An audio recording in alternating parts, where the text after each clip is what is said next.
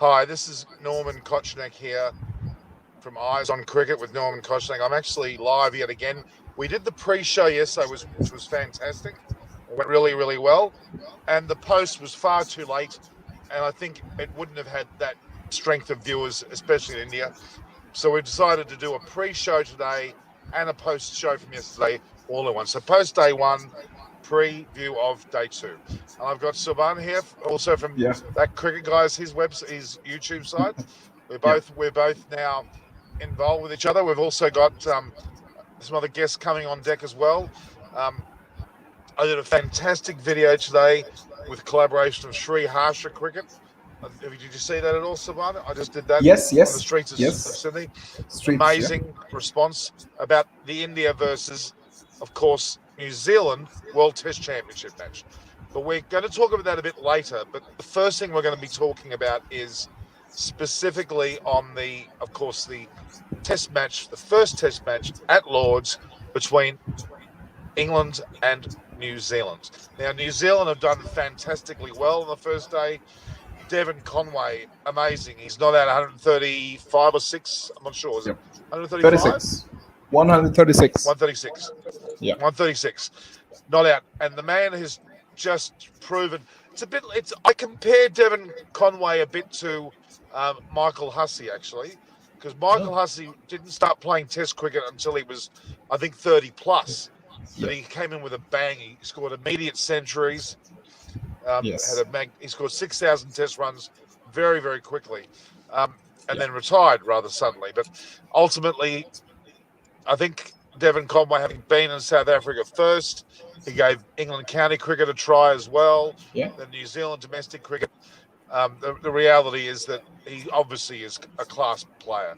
He did really well in the short form of the short version of the match in the middle order.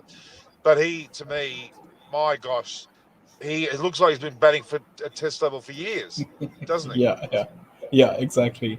And Norman, there's an interesting stat. Whenever Devon Conway has played any competitive cricket, he's always replaced Tom Blundell. So when he came to the Wellington side, Tom Blundell was called for New Zealand for international duty. So he had to replace him. And now also in the test match, he is replacing Tom Blundell. So and yesterday he was sharing his birthday with Saurav Ganguly, who scored that 100 in 1996 at Lord's in his debut test match. So it's phenomenal. Yeah, it's interesting because New Zealand are playing very well. We haven't seen them bowl yet in the conditions. We haven't seen England bat yet. So it's always too early to tell what's happening in a match until we actually see both sides bat and bowl. So I would argue that at this point it's a little bit early, but it's a magnificent start. Now, the fact that New Zealand have been able to only lose 3 of their wickets too, and this partnership's well over 130, 140 now, I believe. So it's really, it's really. So Monty Panesar's meant to be joining us as well. Wow. Okay. So he's he said okay. So I'm just checking who else is here. We've got so Chris Vernon's having breakfast on Baker Strip. I haven't heard from everyone else, so there's a few that haven't got back to it. So Mike said he would join. So we've had a few people that are normally regulars, but it's all about the time slot. The time slot's rather unusual. It suits England down to the ground, but most of the English people are actually at the ground because the match is starting starts at 11 a.m. England time, which is effectively it is 8 o'clock in Australia, 8 p.m. Australian time, and it is 3:30 your time. Is that right? Yep. Yes. So it's like 4.5. You're 4.5 hours in front of them, and you're 4.5 hours behind us. So to speak. Yeah. So that's and in New Zealand, it's 10 o'clock, I guess. In New Zealand, no. At the moment, no. The game starts at 11. You mean New Zealand? Yeah. Yeah, that's correct. The 2 hours in front. So it'll be 10 p.m. there when it starts, and the game finishes effectively at 5 a.m. Wow. Yes. Which is, the IPL's bad enough. IPL times are terrible for me, but I'm used to it. It's all right. So, What's your background, Sabana? Did you play cricket? I played cricket for my university for Punjab, and then after some time, I decided to quit cricket because I thought because of some injuries, and then I decided to do sports journalism, and I have done internship in the Hindu, the newspaper, and I have also worked with Sports Tak and India Today. You must have heard the name Sports Tak. It's a Of famous, course, of yeah, course. yeah, yeah. There's nothing in India that I haven't heard about. Yeah, I mean, exactly. I know. I've been on most channels, as you probably know. I've been on ABP News. I've been on Extra Time. I've been on Sports Today, India Today, Sri Harsha Cricket. There's quite a few that I've been on. Sports Tech I know very well. Yes, yes. So Norman, what do you like? What was your take? England didn't field a spinner. So do you think it's a Yeah, now good that's decision? well. They you can't say. It's not, don't worry, there's no COVID here. It's just me sneezing. It's cold. Now, Joe Root is effectively a spin bowler. People are discounting the fact they're saying that England haven't picked a specialist spin bowler, but they have. Joe Root's there. He proved himself in India, didn't he? He bowled particularly well Yeah, there. yeah, So yes. they've gone with obviously. I don't think England's bowling attack have done badly. I think it's more New Zealand's batting has been particularly good. Really, one player, Devon Conway. Now he's been very well supported by Henry Nicholls. The fact is, Devon Conway has scored 136 runs. Now, for God's sake, the scores. There's not a lot of runs. If you take him out of the equation, they could be less than 200 all out, couldn't they? Yeah. Yes, So yes, yes, exactly. it's deceptive to say that they've done well. I mean, they have done extremely well, and if they continue to bat the way they've done now, they will get a very big score. But the reality is that Conway's the key. He's played so well. Who scores 136 not out on your debut So, yeah. at Lords against the likes of the England bowling attack? Now, Mark Wood hasn't bowled badly, I don't think. Yeah. Stuart Broad's a bit under par. I think Anderson's doing pretty well. Just nothing's gone their way. I mean, the new bowler, of course. I mean, well, he's under some controversy, isn't he? The poor bugger. Yeah. He's Ollie Robinson. Yeah. but Robinson is actually under some pressure now because of his social media tweets or his posts. Was Instagram or tweet? I can't remember now. I think it was both. Twitter. He said some rather derogatory comments. Pretty stupid. Pretty stupid to be doing that. Exactly. Now we're joined by Monty. So, how are you, Monty? Hey. Yeah, Monty, good, Norman. How are you? I'm very well, Monty. I've got Simon here as well. Now, he has a cricket platform called That Cricket Guy, which is very successful. In fact, Monty, I think have you had Monty on your show without him knowing? No. No. I will get Monty in soon. Yeah. All right. Now, Monty, I really appreciate your time here. You are so busy. Everywhere we see you on LinkedIn, you're on so many shows now. It's just brilliant. I'm very impressed. How are things going with you? Yeah, all good, mate. All good. Yeah, good. Thanks. I think my internet's not great. But I was trying to. No, we can hear. We can hear you clearly. Yep. Hear you very Okay. clearly. Okay. Great. Yeah, everything's good, mate. Yeah, very well. Very well. All good. So, how's things with you? Well, you can see I'm going to have to send you some clothing. Not that I'm expecting you to wear my clothing, but I've got some clothing there, which is Eyes on Cricket's been branded quite heavily now. Got a whole range of things. What I should do is get something from you, which I can sell on my merchandising. We should have an angle through there as well. And I have an update for you too, Monty, regarding a certain involvement with the Ashes, which I'll talk about more post-show, if you like. I had some very interesting conversations today with a few people, and we talked about that earlier, so I'm very excited about that. You'll have to go through a number of COVID tests, I'm afraid. You're going to physically come here, so we'll have to get you go. Have you had your jabs? No, I haven't had it yet. But if it means you can get me to Australia during the Ashes, I'll get the jab. I mean, you're so young, you probably need a youth vaccine or something, won't you? Very kind, Norman. No, I'm just making it. Well, Chris Vernon has decided to join us as well. Well, that's very good of you, Chris. Morning, everyone. How are you, Chris? So we've Good, got thanks. a very How's everyone? strong. Chris, there, we've got Monty online. We've got Savannah and myself. Where are you, Chris? I've just had some breakfast and I'm sat in Regent's Park, so I'm about half a mile from the ground, but I thought I'd rather, when it's a bit quiet, so I'd come in for 10-15 minutes before I walk up to the ground. Certainly. Now, so guys, we've got everybody online now. The reality is we have a situation where New Zealand have done particularly well. Now you were there, Chris. Monty, did you go to the venue yesterday? No, I didn't. I didn't go yesterday. Okay. So, Chris, you were there. What was the feel at the ground? What was the feeling with New Zealand batting? I think there was a good toss to win, and I think it's a pretty flat wicket for what we've seen, especially yesterday, probably today as well.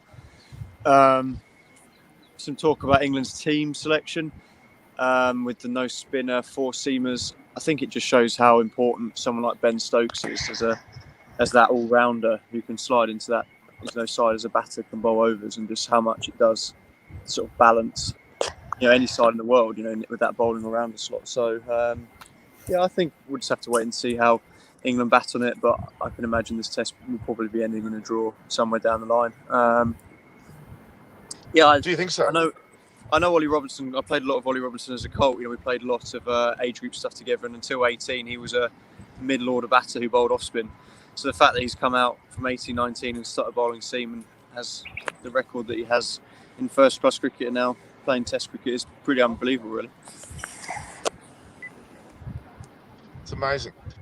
Monty, what's your take on the lack of spinners in the England side? Yeah, obviously, Ben Stokes is a key man for England. So, when they have that all rounder in there, then allows them to the option of playing a spinner. But the difficulty is then if they don't have that 6 or 7 spot as an all rounder, then England are more inclined to play the extra seamer. That's true. I mean, the reality is England have at least, I would argue, 7 players out. You've got both Stokes, Wokes and Folks. There's a rhyming through a couple of them. They're there. So we haven't got them. We haven't got Butler. We haven't got Bairstow. Haven't got Jofra Archer. There's quite a few that are not in that team when you look at it. Would you agree? Monty?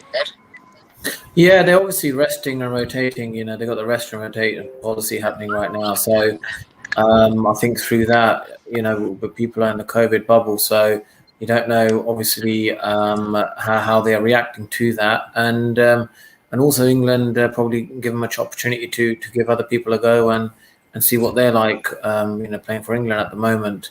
It's England probably the only nation at the moment that are doing rest and rotation policy. It's just because they haven't got their sort of key players fully fit, and there's obviously a lot of cricket to be played this year, 17 test matches.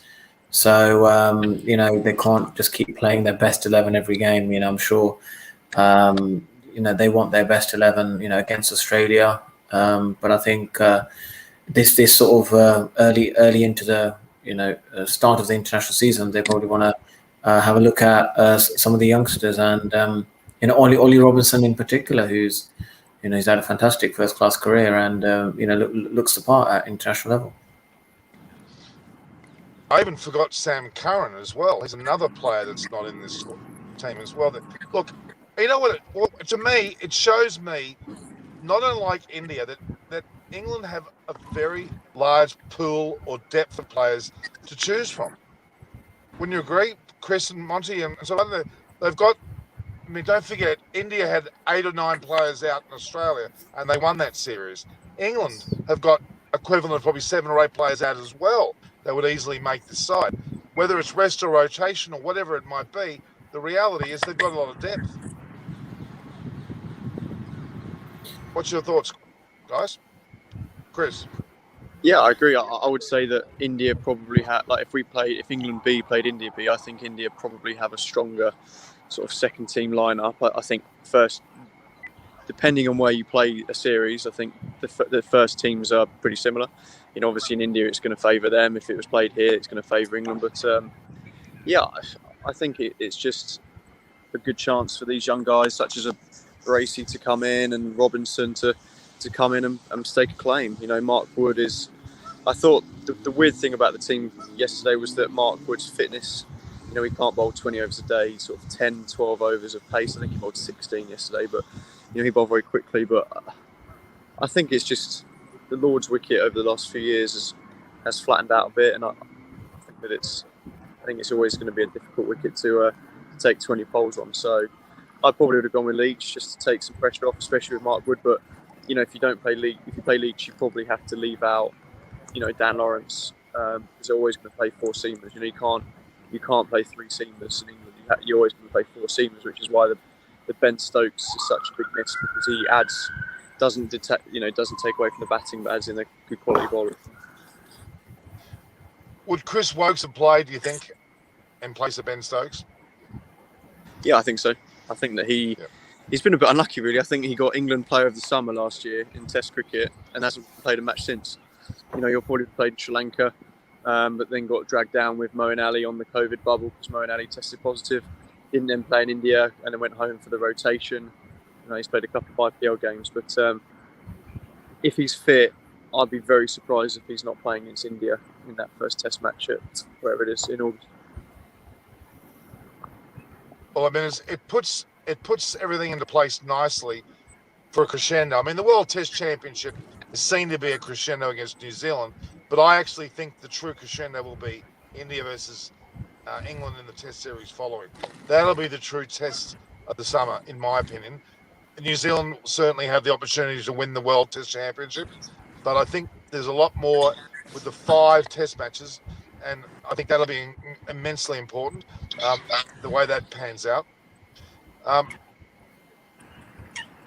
So, Bob, what's your thoughts? All the way, you're the lone Indian person here. Yeah, absolutely. I agree with Krish and Monty that England, like most of the main players, are resting. But I would say, like it's a blessing in disguise for other players. Like Ollie Robinson got a chance and really bowled well.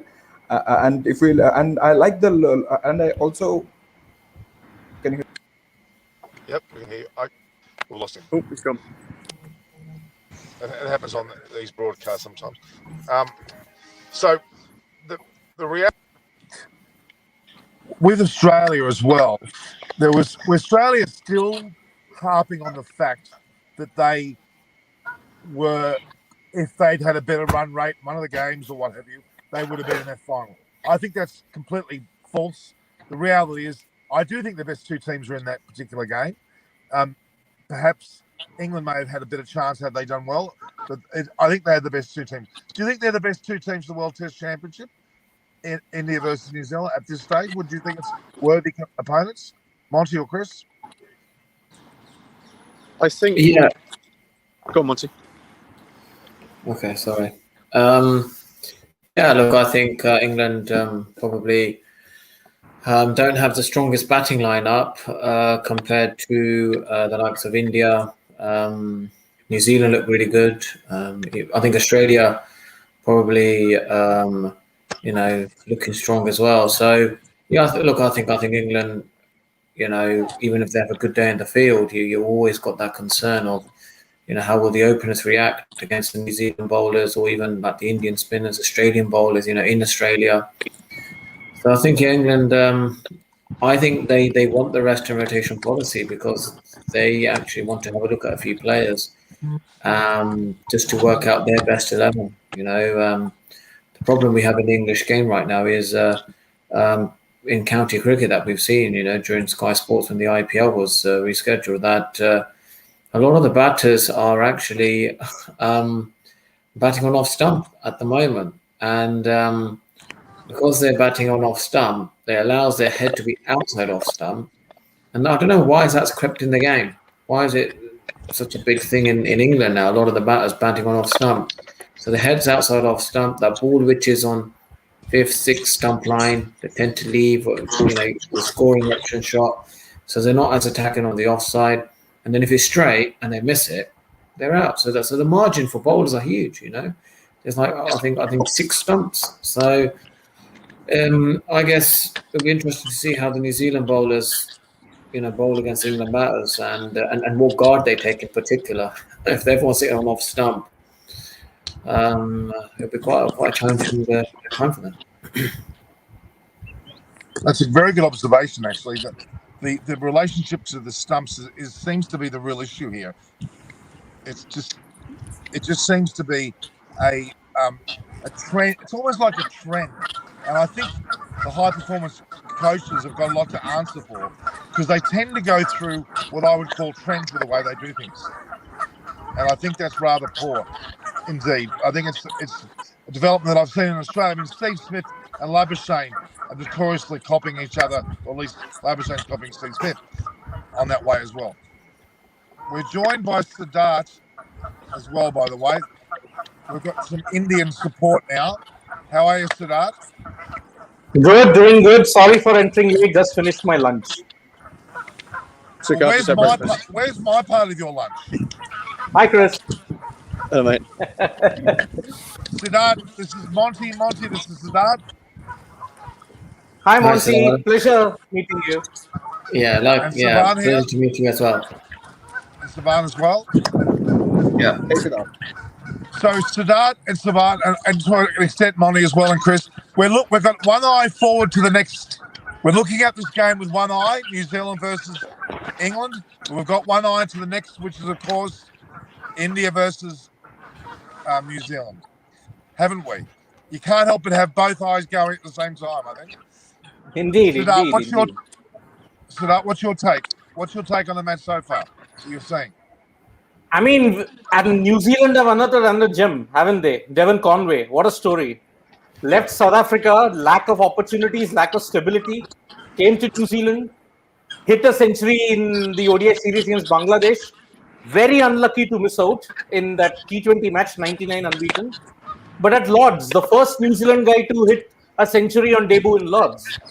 Doesn't get any bigger than this. Doesn't get any better than this. I think they said he's the highest. He's now got the highest score for a debutant at Lords as well. So I think he's wherever at Lords. There's a few got hundreds, but he's now the highest scorer, which is a pretty good stat. Indeed. And there is so many similarities with Saurav Ganguly. So many. Made their international debuts against West Indies. He did that. They are born on July 8th. Made their test debut in Lords. Scored a century against England in Lords. Heights of coincidence. Indeed. But Ganguly wasn't 29 when he played his first match, though. Yeah, that's the only difference. Thankfully, he wasn't 29 at that time. So I'm glad that now if Conway succeeds, then New Zealand have a problem of plenty. Same like India. The problem of plenty that is there for the Indian team at this point in time, if New Zealand can have that in the top order, because let us make one thing very clear here. The top order will be, the opening duo will be very, very important in England. It's the toughest place to open the battle. I mean, Lords was a flat deck, but again, you saw Latham went cheaply. Kane went cheaply. So did Ross Taylor, but then simply superb by Conway and Henry Nicholls. When the pitch eased out, Henry Nicholls came into the equation. Especially when you consider the fact that they lost both Williamson and Ross Taylor rather quickly, and that's somewhat of a difficult situation, I tell you. And they handle it beautifully. I mean, but take Conway's score out of the total.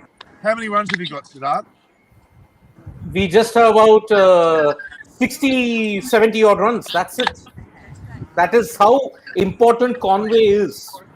And this is the template that might happen even in Southampton in 2 weeks' time. But I'm glad and thankful to Lords and England that at least they've got the COVID situation under control. Look, there were fans in Lords. There was a semblance of normalcy that was pre-COVID. That itself elevates the mood. And I'm glad for that fact that we'll have 18,000 people in Southampton also. So I'm glad that the summer of England, I mean, that Duke's ball, those pitches, the ambience, it's all glad, and thank you to England for at least getting this back to normal. Okay, but there are still no media allowed, are they, at this point? No Indian media. No Indian media. We can't, the travel restrictions are still in place. I think until the end of June, it may not be lifted. So the cases are coming down in India, but still it's over 130,000. So the risk is still there. The vaccination is not going at such a hectic rate as how UK and the US are doing. I mean, I've heard that on June 21st, I think Chris and Monty, in UK, the lockdown has been lifted totally across the entire country on June 21. No, that's not 100% true, because I think Indian variant has kind of cases have gone up, and the government haven't got the exact data on how many of the vulnerable, over 50s have got the second jab, and what are the likelihoods of them not catching COVID again. And there's such ambiguity on that data collection that they'll be happy to actually bring it back to amber or red if they need to. So that's the trouble at the moment. And in 8 days, and also in 8 days' time, we've got the Euro 2021 starting. Also, so we're going to definitely have at least 50% capacity at Wembley. And then in 2 weeks' time, there's going to be 70% capacity at the second test at Edgbaston. Then we'll probably get a better idea of, which Indian fans want to know. They'll probably want, 70 to 80% or even 100%, at Southampton. So it'll be interesting to see how the next two events go, and hopefully gives the UK government, a bit more confident that they can increase capacity.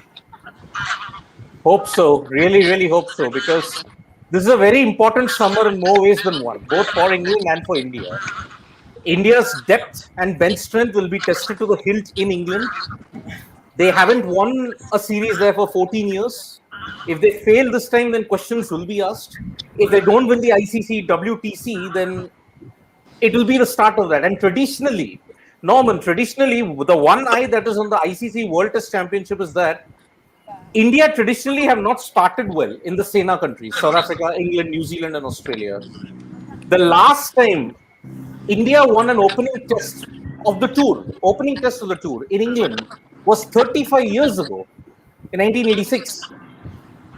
In the SENA countries, South Africa, England, New Zealand, and Australia, we've just won 3 opening tests in 21 years. Just 3. That is the amount of history that we are battling. That is the mental thing that we are battling. The press conference yesterday was an indication that we don't care about the conditions. It's all in the mental space. So yes, this Indian team doesn't play according to the textbook. They don't believe that we need 2-3 warm-ups. We can just get into the ground up and running. We just need to be in a good mental space. That's how they seem to operate. And that's well summarised, Siddharth. Very well summarised. Now, a couple of our regular fans here, Munchie's online. He's asking what we missed. Yes, you did miss Chris Vernon, certainly had a shave. I haven't had a shave. Munchie. So, I think it was just a bad light in the cab. Or it's nice light this morning. So, no, I haven't had a shave. But I'll be heading off into the ground in a little while. But I'll try and take some more pictures for you today, man. So, Chris, tell us, you were actually in the ground. Give us the feeling of the ground with the COVID seating arrangements. How did it feel? It felt really weird, actually. I've been obviously at Lord's a few times in the Ashes and when it's been full. And Monty's obviously played there when it's been full as well. And I was there yesterday and I think 25% full. It was really weird because there was people there, but there was it was like a really quiet buzz. There was no electric atmosphere in it. It still felt a bit weird, to be honest. And yeah, I guess let's just hope that for the India test later in the summer, we can have the full capacity. I don't know. We'll just have to wait and see, really. I think everyone here in England is just happy that life is somewhat returning to normal. You can now go out and eat food. You can go to the shops. You have to wear a mask, but it feels like, and I don't know what Monty thinks, but from day-to-day life feels pretty normal now. I think everyone's accepted that you have to wear a mask or you can't do some things, but life feels pretty good at the moment, and that's sun's come out. I think it just stresses how in different parts of the world, like in India we were talking about the pitch a lot. Australia, you can talk about the wickets, a bit more pace, or they spin more. In England it just comes down to the conditions more than anything. It could cloud over this afternoon, and Southey and de Granholm could swing all over the place. And it did quite a bit yesterday. The pitch was sweeping around, but the sun was out all day, and it was a good day to bat. So it just shows how important the weather conditions can be. Interesting what Siddharth said about India's preparation, being in a good mental state. They don't want to play too many games. If New Zealand beat them in that test, the Indian media were just going to say, "But New Zealand came here and played 2 test matches against one of the best side, the best side in the world in English conditions. That's why they won." So it's going to be interesting to see how they go and what the media think. If India do lose, they're just going to say, "Well, New Zealand had 2 tests; they prepared better." Well, I'm envious of Chris currently right now. He's in an open park. There are people running around. The sun is there. We can't even think about the situation right now in India, that we are just outside ensuring that it's normal. Wow. I mean, Chris, is there any way to ensure you switch off the camera and not make us jealous? I can't turn it around, I'm afraid. But I'm in Regent's Park, so I'm looking at lake with some geese on it. I don't know if you can see. Wow. Yeah, it's nice. We can't even dream about that anytime soon. We can't. Yeah, the same with Australia. We've had virtually no cases. But Siddharth, how is your building? Because I'm aware you told me that level 7 to 14 had COVID and you're above that. And what's the story there with your building? Well, now, just an update, guys. We have had our vaccination done. The first jab, we've gotten our first jab, me and my wife. So the situation is improving. I mean, in Delhi, the situation's improved dramatically. We are seeing less than 500 cases a day now there. The rest of the country, it's going on. I mean, as I said, 130,000 cases every day. We feel it's great, but still it's 130,000 cases. So it doesn't mean that we let our guard down. We have to be doubly vigilant, wear the double mask. The situation in our complex has improved, but there are questions still. There is still a sense of fear. When you go out after 8 o'clock, it's like a ghost town. 8 in the evening, it's a ghost town. There's no one outside. Even if you whisper, you can hear yourself out loud. It's that quiet. So it's improving, but it will take a lot of time to improve. A lot of time. Well, the good thing is we can concentrate on today's match, get your mind off things. I found the first day enthralling. I thought New Zealand's batting was phenomenal. And the shot selection, there was some very interesting... I think the Indian batters should watch Conway the way he bats. And I also believe the amount of balls that have been left alone is very important. I think they need not look at... I think India need not look at Devon Conway. They have their own Cheteshwar Pujara. How to leave, how to wear the bowlers out, how to negotiate the swing. I think Pujara can be their guiding post in England. I'm surprised he hasn't had that much about practice, honestly, for his technique. And because he's also played, I'm very surprised that Pujara doesn't have a better record there. He should technically, but Pujara holds the key, leaving the ball. I mean, India gets caught between that fine line between aggression and caution. Sometimes they don't know that. The same thing happened in the press conference. I mean, Chris was right. There is a fine line between confidence and overconfidence. If they do well, great. But if they get banned, the same media will then say, boss, you didn't come to England earlier. But I think this is where the COVID fight situation comes into picture here, because India couldn't have come at this time because the players got the vaccination jab only some weeks before in India. They have had to be in the bubble here so that to avoid the hard bubble in the UK. So these logistics help a lot. I mean, India has got over close to 3 crore cases, but in New Zealand, it's hardly 2,000. So arrival, logistics, and preparation is taken on a different dimension here. Because New Zealand has got such a robust way of combating COVID, India didn't have that, unfortunately. So India has to play bubble to bubble until 12th June. After that, England, let's hope that they have gotten acclimatized well and they take on New Zealand. I think the key when you... Sorry. I just want to quickly ask Monty, was that, Chris, were you talking then? Yeah, I was just going to say one thing about Pujara and Conway. The key to Indians batting has always been, it's the same when the Aussies come over here, is playing the ball late and leaving well. on the slightly flatter wickets in Australia and India, you don't move your feet as much. You can use your hands. Look at Virender Sehwag, for example, and he's one of my favourite cricketers of all time. But stark difference between a home average and an average in England, because he didn't move his feet as much. He went hard at the ball, and in England it swings later, it nips. You nick it, and I think that's the diff. Look at New Zealand; their home pitches are the same as ours. It swings around, it's a bit greener, it moves, it jags off the seam. So you have to play later, you have to leave better. And I think that's where Shubman Gill or Kohli or those guys who like going hard at the ball, Rohit Sharma, like to use their hands. It's just not as easy to do it in England. So that's the problem that they'll have. And they'll be doing a lot of research. They'll have the analysts there, and the guys that do well in England and New Zealand are the guys that know where their off stump is and patient and play the ball late. Excellent, Chris. Now, Siddharth, with your newspaper involvement in India, you have the perfect person to be dealing with. That's Monty Panesar. His insightfulness, to me, should be used. You should get him on deck with your paper, Siddharth. You should get Monty an article for Monty, because every article that Monty puts on is spot on.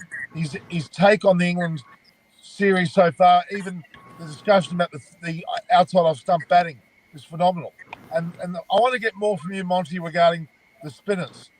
What is your honest take on this? I think we've got a bit of it before, but what do you think? Should they have played Leach?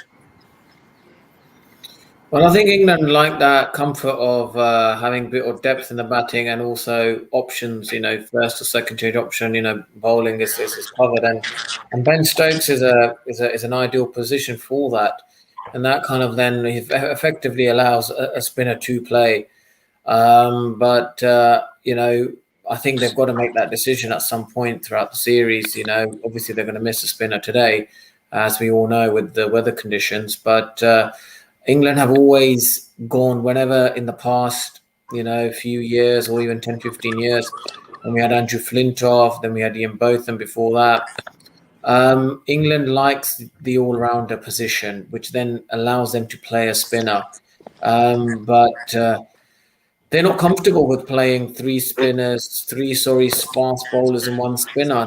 They're not. That's the Australian mentality. They're not comfortable with that at all, because they just don't back Jack Leach that he can hold an ender.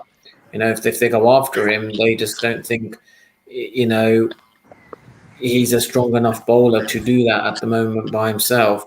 Therefore, they need that all-rounder so they both can share the workload. And that's why they've gone with four seamers, because of just the selection mentality that we have in England. It's the way I think people in England, produce teams. Likewise in India, I think India would look to play two spinners in Southampton. Completely different sort of method of selecting teams. But England, rely a lot on that all-rounder. That all-rounder is a big role and a big part of making the composition of the final 11. So that there's some articles there. I tell you what, you've got the man in London right there, except for Chris Vernon, of course. But Chris is very biased. He'll just say England. He won't tell us anything else. Yeah. Monty, do you think that India will play two spinners at Southampton? I think that they've got quite a nice opportunity to leave Jadeja out, just because New Zealand have a lot of left-handers. I think if they were all right-handed heavy, then they've got a bit of a decision, because Jadeja, they probably would want to play the spinner that spins away. But with the 3 or 4 lefties in the top 5 or 6, do you think that gives them a good opportunity to play four seamers and then just to play Ashwin and tackle the lefties like that? Yeah, look, that could be a huge, a pivotal decision when it comes to, the final 11. They'll think maybe Jadeja doesn't make that cut because of the simple fact that there's so many left-handers in the New Zealand team. But also it's all to do with weather conditions. Sometimes the ball coming in, you always have to play at it. You can't, second innings, Jadeja may be more threatening than Ashwin, because the ball's always turning in. You're always playing up the ball. And it also depends with the weather. Like the weather here is it's been really hot over the last few days. And, last week it was kind of raining. So I think the build-up, I think that the weather 7 days before what the build-up is like in Southampton would also play a huge influential role on picking two spinners or not. And if we have any sort of rain or any overcast conditions, then look, I think they probably will go with Ashwin. But if the weather is as we are having it here at Lords, then I think Jadeja's just that batting, fielding. He's a key player that I think Virat Kohli really likes to have him in the team. He'll try and bring him into the team if he can, he'd rather leaving him out. But Ashwin definitely will play because obviously, Kush has mentioned a great point on the left-handers. But weather plays a huge role in England than maybe other parts of the world. Now, there was some discussion apparently in the press conference from Virat Kohli about Mohammad Siraj and the fact that he looks like he's going to firm as a part of that Indian side. What's your thoughts, Siddharth? I think he will play Siraj because basically if you play two spinners, then I think Siraj doesn't have a chance. Basically, we play two spinners. But looking at the argument Monty and Chris put out, I find it difficult for Jadeja to come in. Ashwin's a capable bat, more left-handers in the New Zealand team. So Ashwin is a certainty. Bumrah, Ishant and Shami. These four are guaranteed. Maybe looking at the conditions, you may want to pick Siraj over Umesh because Siraj has got more control. He was very impressive in Australia.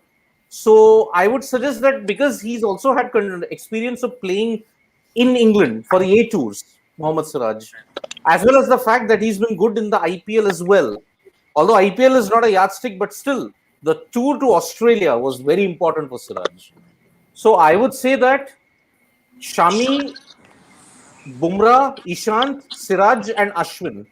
These are my 5 bowlers for Southampton.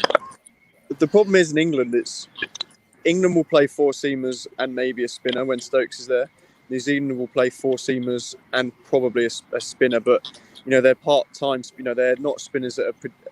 Santner does a job. He's not going to win many tests, so it's quite a big punt for India if they want to play 2 spinners when both sides, in their own conditions, will only play one and a reluctant one. They're not looking at 2 match-winning spinners. So if they get that wrong, and pitches in England, Monty would tell you, there aren't many pitches, even in a hot summer, that rag from day one. That it comes in days 3 and 4 and 5. They starts to spin more for match-winning spinners. And if it's cloudy or if it seems about, if you've only got 3 seamers in England, that can really bite you on the arse. So it will be a massive. It'll be interesting to see how brave Kohli is, because if he goes with 2 spinners and they lose or they get it wrong, he's going to be absolutely crucified by the press, because New Zealand and England won't play. They might. New Zealand might even just play 4 or 5 seamers. They might not even play a spinner. England, depending on where it is, if it's at Trent Bridge, they might not even play a spinner either. So if it swings, then I think that it's just the easy option to go 4 seamers and a spinner, isn't it? Especially in England. Now, Bolt is actually arriving today. Is that right? I think he's left New Zealand. He's arriving today. Yes. But I don't know whether he'll be available for the second test. He hopes to be available. I think the press here said that I think he's going to play World Test Championship. There was quite a nice story. I don't know what was reported, or if Monty saw it, or if it was reported in India, about Carl Jamieson and Virat Kohli in the IPL.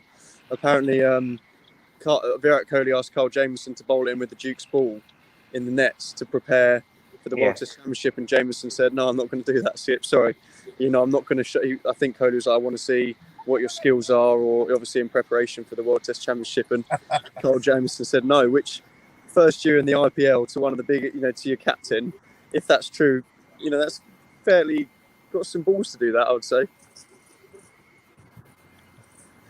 It's good. Thankfully, good on him. Good on him. All right. Look, the score at the moment is 3 for 246, if I'm not wrong. That is with Henry Nichols on 46, 136 to good old Conway.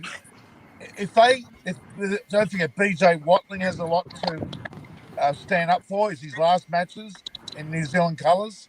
You've got Santner, who can certainly bat as well. New Zealand got a bit of batting to go, I think. So you could be looking at what's a good total on this wicket now, Chris?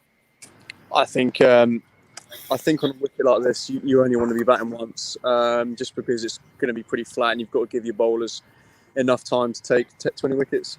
I think anything over 450 in England, you're in the game, aren't you? I think you're in control. 450, 500. It's a bit cooler today. There's a bit more cloud about, but it's still pretty sunny. I think England might come out and take some wickets this morning. It did seem around a little bit yesterday. On another day, a few of those take the edge. If England can keep them under 350 or 400, I think they'll be pretty happy. So it's a crucial first session of the morning's play, effectively. Yeah. Well, it'll dictate, as it was in the first session of yesterday's play as well. I think New Zealand did exceptionally well, only losing the one wicket. A bit of a stumble in the middle session, but they carried it on beautifully. I'm very excited because there's so much intrigue on this match. A lot of people thought it wouldn't be important. Well, it bloody well is. You've got the connection to the World Test Championship, the connection to the India-England series further down, the very fact that New Zealand can show their wares. There's a lot riding on this, and even long-term for the Ashes. It's very important for England to be able to, and they will. I think Chris and Monty said it earlier, they traditionally start these series slow and they build up. So does India, for that matter, as well. So we've seen nothing at this point, I think, although Conway's done a great job. There's been quite a nice story, and I don't know how well it's been documented in India. You definitely would have heard of him. But Hasib Hamid, do you remember he opened the batting for England 4 or 5 years ago? Yeah. He basically went off the face of the earth. He broke his thumb or his finger in India in that test. He then averaged, and Monty will probably know more than me, I think he averaged 10 in first-class cricket for about 2 or 3 years. Lancashire released him. Lancashire released him. He then got picked up by Nottinghamshire, and he scored 200 or 300 this season, and he's back in the test squad. And, it's just a good story. A guy that literally completely fell off the face of the earth and lost his job. I think his dad had quite a big say in his coaching. He obviously was really up against it mentally, but to come back and score runs and back in the test squad, and they obviously rate him, to get him back in the mix.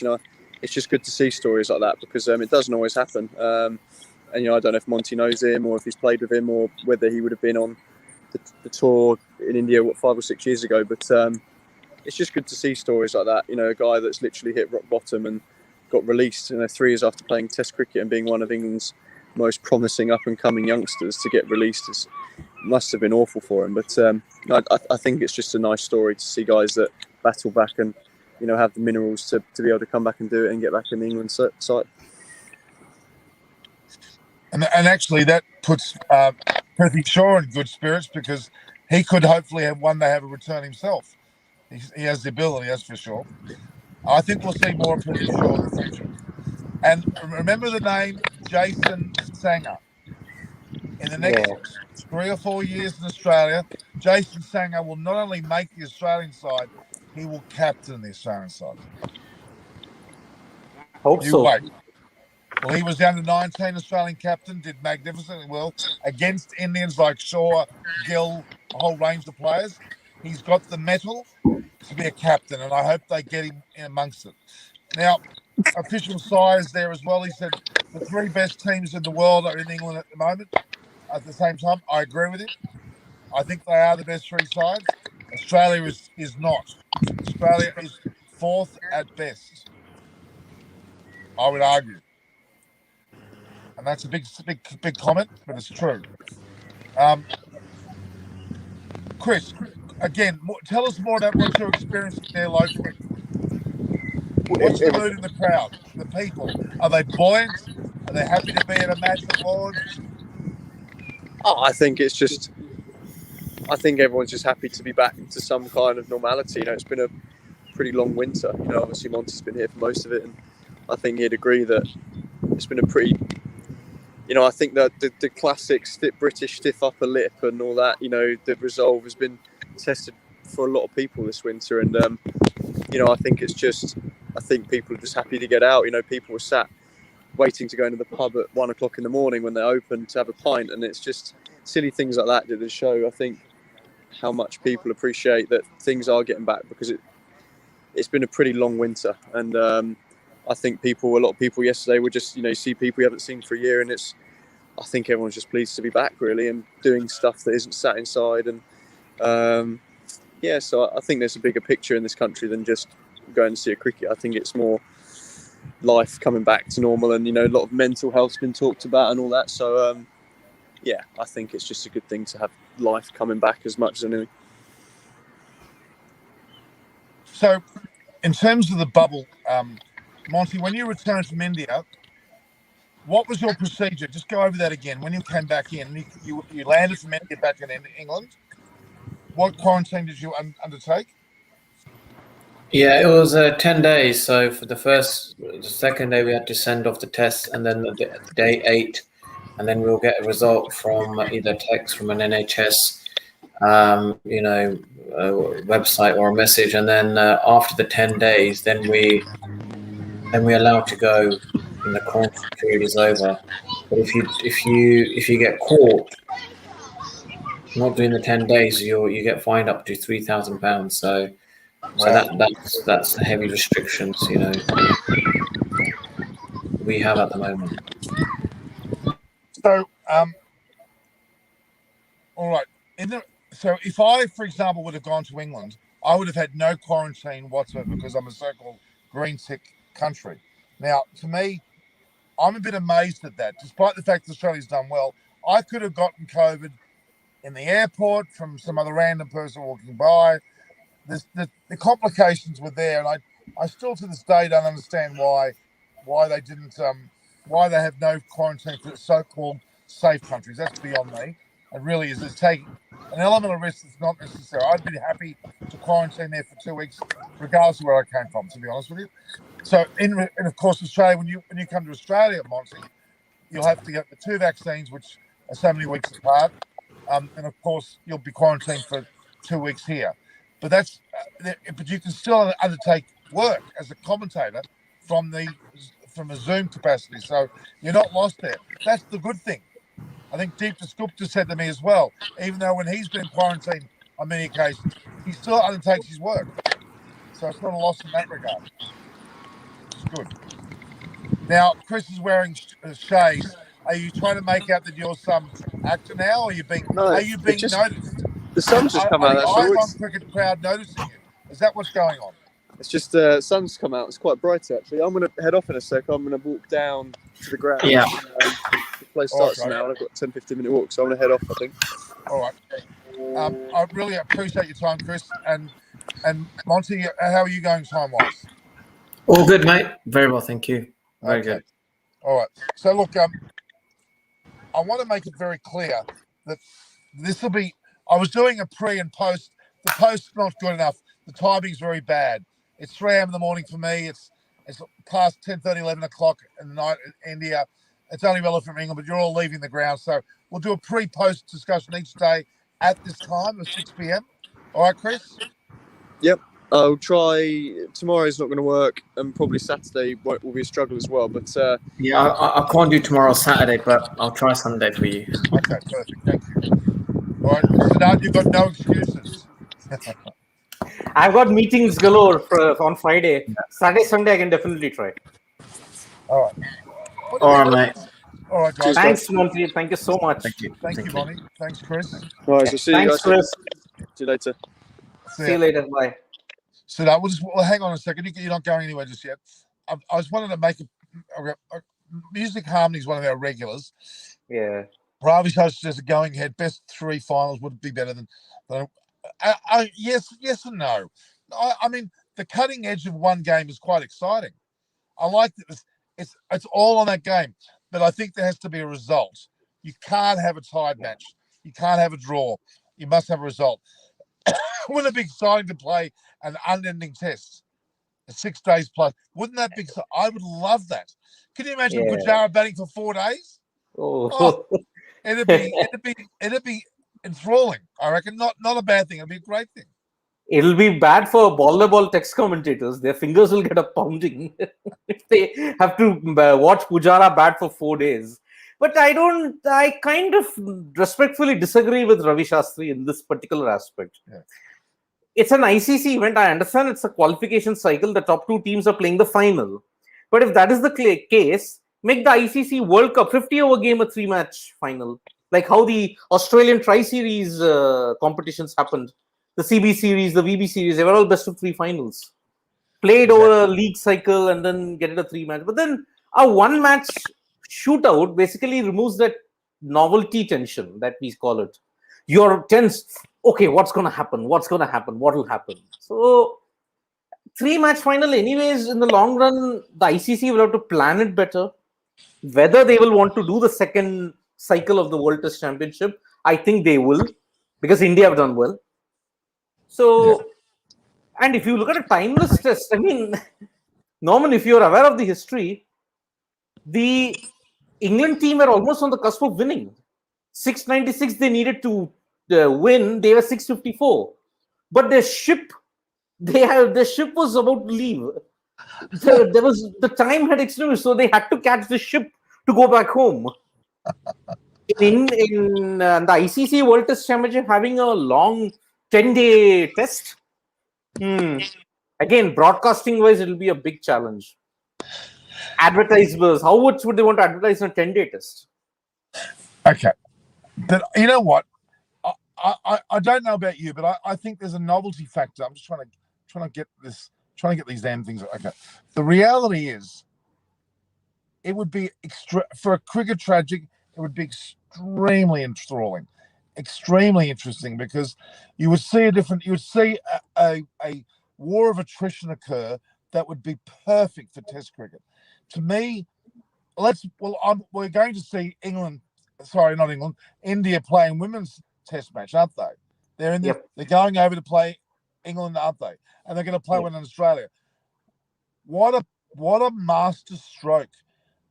The future women's cricket could certainly be defined by this, because if they have an enthralling match, you watch the amount of so-called how can you put it, so-called traditionalists really enjoy it. I was lucky enough to see what's her name? Not Alyssa Healy, Elise Perry. 200. That was the most. I'm not joking. If you blinked twice, you'd swear you're watching Shane Watson bat. She drove the ball to the boundary, and I'm sure your jaw would drop. She hit the hell out of the ball, and they were powerful. She played like a Chris Gale style shot through the covers, which was about stomach height the whole way.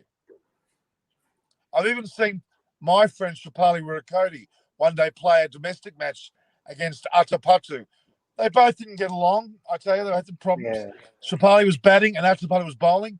Shapali was so venomously angry, she smacked it like a Chris Gale, so left-handed shot. It was just magic. I tell you what, they can muster the strength. Strength, it's all about muscle. It's about timing as well, as we know. And it's been I'm excited about it. When's that match on? Do you know when that match is on? The India-Australia ping pong test. No, the India-England test match. That will begin by the end of June. Well, Siddharth, book yourself in. I want you on that. Okay, that's going to be breathtaking. I think it's going to be some sort of history being played out there. 7 years. After 7 years, India are playing a test in England. But they're not. They're 7 years not since they played England last, though. No, they have toured England for the World Cup and they have toured for the ODIs, but a test match they're playing after 7 years. But who did they play 7 years ago? England and South Africa. Yeah. Oh, okay. Well, they're going to play England and Australia. They're playing Australia after 15 years. It's disgusting. Yeah, and the common thread in all this is Mithali Raj. Mithali Raj has played in all of India's tests since 1999. And how many tests? 10 tests. Just 10 tests. The priority for women's cricket in India, I mean, if you even look at the first wave of the lockdown, first wave of the coronavirus lockdown in the world, Australia played against New Zealand, Alan Borderfield, 3 ODIs. England played against West Indies in 5 T20s. Pakistan played South Africa. Even Pakistan played. India, from that World Cup final in Melbourne till recently against South Africa, 365 days, they didn't play a single game. And they didn't get paid a single cent either. Yep, not yet, not yet. Can someone, you or I, or anyone in our commentary, explain to me how you could not pay someone under contract to be paid monthly?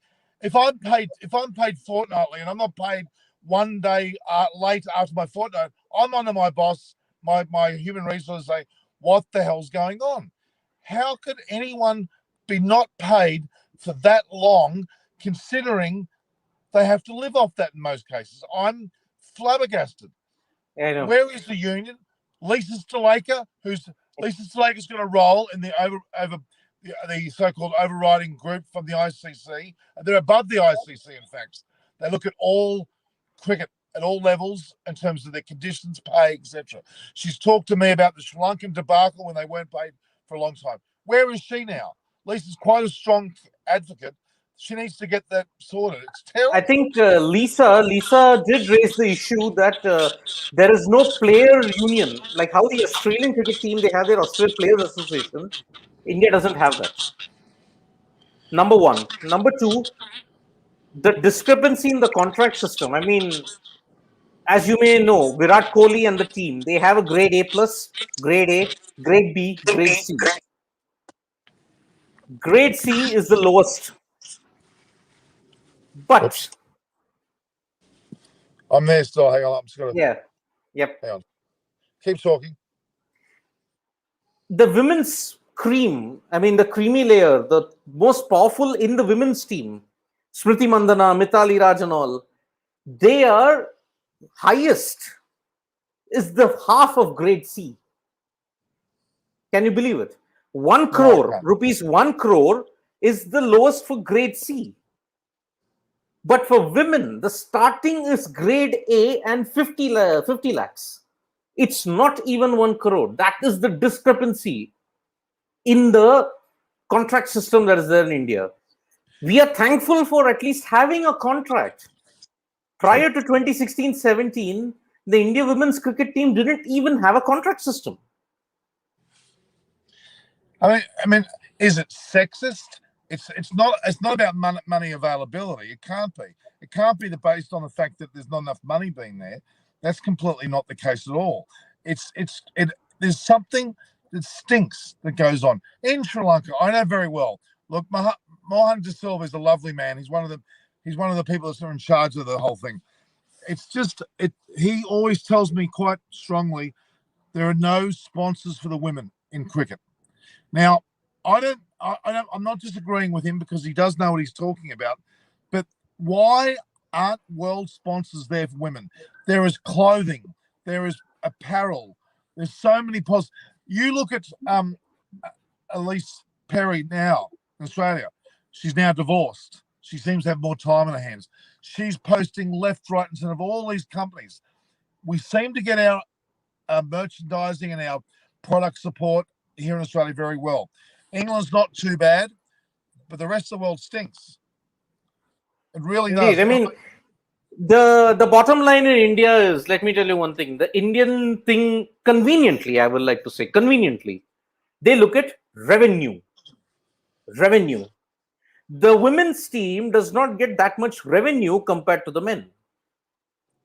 But there is no outrage. In all those 365 days, can you imagine the India men's cricket team not playing anything for 365 days? Broadcasters, the ICC, everybody will start getting palpitations. The Australian board will say, what's happened? England will say, why the hell are you not doing this? But for the women's team, they die a silent death. England, South Africa, and India, those three teams, they were supposed to go in July 2020 for a tri-series. It got cancelled. Why? The Indian government could not make the logistical arrangements with the BCCI to ensure that they can get to England. If it was the men, if it was the IPL, they would have done it. Well, they would have taken. That's the perception. I mean, the men people went to Australia, got an air Seychelles airline from Maldives to Australia that probably has never, ever landed in Australia. They could pull all sorts of strings because we're men. Exactly. And look at the thing. Compare the Women's Big Bash League in Australia, which is revolutionary. What do we get in India? The Women's IPL Challenge. It's a tournament, but a tournament of 4 games. A tournament of 4 games. I think you may want to build as much of propaganda as you want, but a tournament cannot be 4 games. It's a joke. And when is the 4 games played? During the gap of the IPL league stage and the playoffs. Is that the priority that you want to assign? That's the question people have to ask.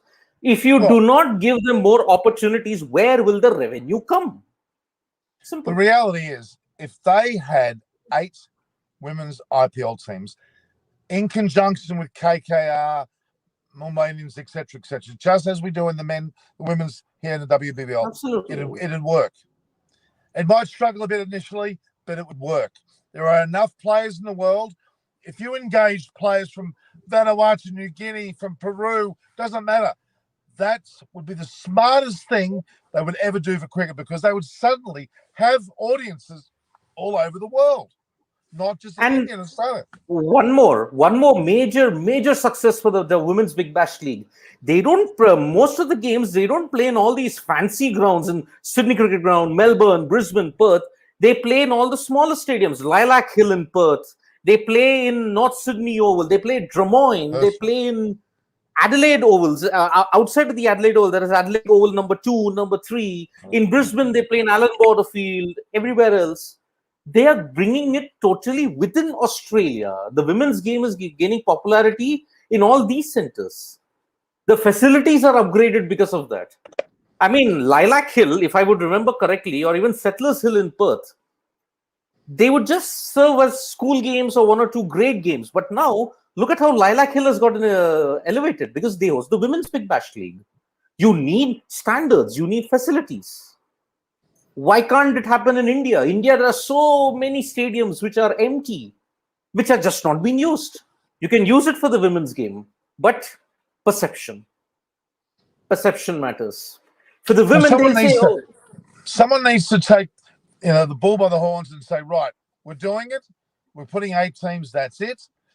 You put a Bangladesh girl in there. You put a girl from New Guinea. You watch the crowds grow all around the world. A person from Peru. They've got truckloads. They've got teams in Peru. I looked at a report about Holland the other day. Yeah. Women's cricket's gone mad there. Yeah. Now, and Norman, let me tell you one thing. In the last women's challenge that happened in the UAE, one fielding effort by a Thai fielder that went viral. Imagine Thailand, a team that stole everybody's hearts in the World T20, which happened in Australia. That effort went viral. If one person can do that, anybody from Argentina has got a very good women's team. So does Brazil. So does Papua New Guinea, as you said. Papua New Guinea is on the cusp of men's qualification also, if you have to look at it. The women's game, especially if I have to look at it from the Australian context, why is women's cricket growing? Because Australia has shown the world how equal. I mean, the women are on par with the men in Australia when it comes to earnings, when it comes to priorities. That's why Australia, even New Zealand for that matter, even England for that matter. But it's not happening in India. We only started talking about women's cricket, Norman, let me tell you, in 2017, when we reached the final against England at Lord's. Only after that we started talking. But the women's team, we never thought, we all thought, the first double century made by cricketer is Sachin Tendulkar. I was quick to say, no. There was a certain woman in 1997 against Denmark in Mumbai who hit the first double century. That was Belinda Clark of Australia. So we just don't know. That's the problem. Well, and don't forget, Women's World Cup, 50 over World Cup. Started 2 years before. Yes. So many records have been broken before the men's game. The World Cup, the double century. if I have to look at it, the women's Ashes is as old as the men's Ashes. If I have to look at it, it's as old as that. Yes, the ping ball test took some time, but then the ping ball test again, India are luckily playing it. But again, where are the facilities for the ping ball? When you watch a match on North Sydney Oval with the old SCG stands, it's a smaller field, but it's just got this power about it. And watching Elise Perry score a double century there with the panache that she had, Alyssa Healy hitting the ball out of the ground, her keeping being first class. Do you realise that the two girls I brought from Sri Lanka, that is Rebecca Van Dort and Nipuni Hunsaker, the vice captain of Sri Lanka and the wicketkeeper of Sri Lanka, are both in Melbourne? They're knocking on the door of Cricket Victoria. They could make the Victorian side. And Norman, one more thing. Yeah. In Australia, they were the first nation to make cricket a full-time thing. So when you make it full-time, you hit the gym, you hit the power, you develop the power, and see so many sixes are being hit by the women. Grace Harris, that 100 that she hit in the WBBL, it could rival any men's knock. Elise Perry, look at Alyssa Healy, that 6 that she hit in Melbourne against India. It would have made any men's cricketer proud for power. 95 meters, Melbourne 95 meters, let me tell you, Melbourne. It's not Auckland, where even a top edge can go for a 30 or 6. This is the Melbourne cricket ground we're talking about, one of the largest in the world. More time, full-time thing, more gym, more power. Look at the quality of cricket that is available. Another great example is Janatul Shamona, who played for Bangladesh at the under-16 level. She's been here for 2 seasons. First season, her team, Sydney Cricket Club, which had Alyssa Healy in it, they won the grand final. She was the leading bowler. Second season, she moved to Bankstown. Player of the tournament, bowling, player for a club, unbelievable. It just goes to show that the cross-pollination of players works. Really does. All right, so I'm getting a message. Okay, all right. No worries, Siddharth. Thank you for your time, Siddharth. I appreciate it. Anytime. We'll talk soon. Sure, Norman. All right, all the best. Thank you. Thank you so much. Siddharth. He's been fantastic. Thank you so much. All Ciao. right, Siddharth, take care. Ciao. All right, everyone. I'm here still. I'm just going to set myself up.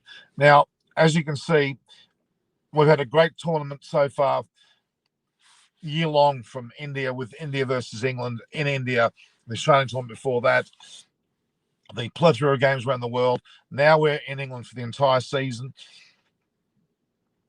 We need to be aware of the fact that this is the start of the season. We've also got both a combination of the England versus New Zealand matches, 2 tests, followed by the World Test Championship, as we know, between India and New Zealand. Then you've got an India-England series coming up post that of some 5 tests with ODIs and T20s. There's a range of matches going on, which will lead into hopefully a World Cup, either in India or UAE, with obviously the likes of the full IPL finish, the 31 games with double headers right throughout from around September 17th, 18th on to October 10. And that will also be in UAE, and that'll obviously encounter a number of great games as well. So there's a lot to be seen. The crescendo is going to be the Ashes for me in Australia, which we'll cover, and not forgetting Australia playing Afghanistan for the first time, also on Australian soil, in fact, in Tasmania, the home of Tim Payne. It is amazing, and I'm so grateful, guys. We've had a wonderful time already tonight. The England versus New Zealand match, which is in its second day of play, with the not-out batsmen Devon Conway and Nichols particularly looking strong. They both are tremendous. Hopefully their partnership will continue. We heard Chris Vernon earlier talk about a need to score 450. Well, they're on target to do that. We've still got BJ Watling and de Grandholm and, of course, Santner at bat. All can bat very capably, and Southey's not a bad hitter either. Jamison can bat as well. So they've got a fair bit of batting to go. They could well miss that 450 mark, putting pressure on England. Interesting to see how the batters go. I think Dan Lawrence is a mistake. I think he should have been not selected. They should have had either Leach or, well, an all-rounder. I'm not sure they've got an all-rounder around that level, but certainly should have had a different mix of their batting and bowling. And that seems to be pretty well. It's great to have Monty Panesar on today, Chris Vernon, Siddharth, Saban, There's been some great guests. David Graven yesterday. We've got Adam Holyoke coming in the next few days. Hopefully Simon Willis is available, one of our mainstays of previous series. Been wonderful. So not forgetting this show will be a preview and an actual game review of the previous day. So today, for example, was a review of post of day 1 and a preview of day 2. We'll do that every day. We'll just do the one session, guys. I think the game post match directly after is a bit difficult to handle in terms of logistics, so we'll give that a miss. We'll get to the one session at this time of the day, which is 6 p.m. my time. It's I think it's what is it? It's like 9 a.m. in England, leading an 11 o'clock start, and ultimately the time slot of 3:30, I think it is in your neck of the woods. Well, in fact, it's 1:30, hopefully to 2:30 in India. Okay, so. And I appreciate New Zealand being on deck as well. New Zealand audiences, they're now at some 2 hours ahead of us here in Australia. Also, a time when they can watch quite happily. Now, Siraj and Punt will be the X factor for India against New Zealand. Coley mentioned Siraj and Shastri in times. Can he trouble? Siraj will trouble a lot of people, and Punt will certainly excel yet again. Punt's the Australians. If you watched my Sri Harshan video earlier today, the amount of respect Australia has for Rishabh Punt is enormous after what he did here early in the year with Washington Sundar and a number of other places, including Siraj. It was quite magnificent. So, onwards and upwards, guys. I'm very, very proud of the way we've handled it. All right, guys, we might let it go there. Thank you for your time. Or if you've got more questions, this is your time to ask, guys. In fact, you wouldn't believe it. The whole time I've been sitting here, I've had an Indian curry waiting for me. I've had a little Indian curry here that I've enjoyed. Been nice. All right, guys. Any more questions you'd like to ask at this point in time before we cut off? Where's your questions, guys? Yeah, we'll get more Siddharth for some. Don't worry. Siddharth is amazing. He is quite amazing. Josh Adams asking, do you think India should play with Jadeja and Ashwin?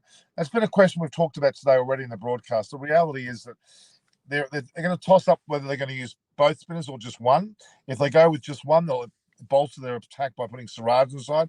It looks like Kohli wants to put Siraj in, which would mean Siraj would be with Ishant Sharma, Shami, and Bumrah. It's 4, which would mean only one spinner would get a go, and it may well be Ashwin because of the batters being left-handers, New Zealand batters being left-handers. That may well be the case for the World Test Championship, but for the matches against England, we might see that very differently mixed with both Jadeja and Ashwin on the side. We just don't know. They may play one less batter, India. They may see themselves as having strength in numbers with both Jadeja and Ashwin enough to then allow them to have another bowler. You know what? I wouldn't go far from having. If you had the 4 bowlers, we mentioned Shami, Ishant, Bumrah, and Siraj, and then you've got, of course, Ashwin and Jadeja. That would be 6. Then you'd have the upper order batting of Gill and Sharma. So you need 5 more. Gill, Sharma, perhaps Jadeja, Kohli, and Rahane. You could have those 5 batters, and you may not have Vihari in the side because, I think I've missed Punt. I'll go back through that again. Gill, Sharma. No, you're not going to be able to do it. Gill, Sharma, Jadeja, Rahane, and Kohli, and that 6 would be Punt, unless they drop Punt. Unless they drop Rahane. I don't think so. No, it's likely to be. So Ashwin, Siraj, Ishant, and Bumrah leaving out Shami. I don't know whether they're going to do that. It doesn't look like it. I think they're preferring Ishant Sharma, Mohammad Shami, also Bumrah as the 3 with Siraj as the 4th. If that's the case, then they can only do with one. That is either Ashwin or Jadeja, and then have Punt in the other 5. That's what I've just mentioned to you. So that's more likely to be the case. Rishabh Punt, very popular here in Australia. Very, very popular indeed. Amazingly so. Very, very successful. All right, guys. Any more questions before we cut off there? No. Okay, we've got 12 viewing at the moment. So this is Norman Koshnik. So please, if you are watching this program and you're viewing it, you're liking it, and you're sharing it through your WhatsApp or through other platforms, share what's going on. Share the live video. But don't forget to just go to the point of signing in and subscribing to the channel. It does help me understand how many people we've got on deck. So do put that subscription, press the subscribe, make a subscriber subscribed, and then we'll move on to a notification button and press that as well. Norman, next live session. So are you asking when the next live session is? Every live session will be at least a 6 p.m. start, which is my time, which in England is 9 hours behind, so it's 9 a.m. In India, it's 4.5 hours behind, so it's 1:30 p.m. to 2:33, depending on how we go. We may do it after the session if something pertinent happens. Otherwise, we'll keep it to the one session. That's the plan. Okay. Come on, guys, ask me questions. I'm going to answer your questions straight away. If you ask, I will. If you type, I will answer. I'll give you a minute or more to get more. I'm currently in a shopping centre in Parramatta. It's Westfield and Parramatta. Having driven out here for other reasons. Do watch my videos, 3 Harsh for Cricket. I've just released that in a collaboration with them, and Rabbitohs TV as well. So run shit. No more questions. All right, guys. We might work off that. So thanks, guys. Thanks for your time. This is Norman Kochnick from Eyes on Cricket signing off. That live viewing is important to keep us going. View, like, and share the posts. Subscribe. Hit the notification button. Share between your WhatsApp groups and the like. So all the best, guys. Take care.